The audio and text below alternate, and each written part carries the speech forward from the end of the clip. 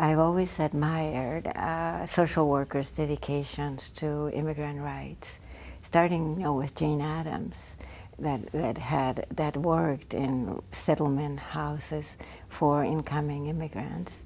I feel that social workers have been at the front line of working with immigrants more than psychologists.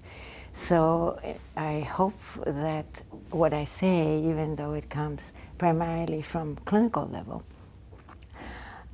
it has implications for social services, for policy, of which social workers are very versed, and they also are very concerned with community well-being.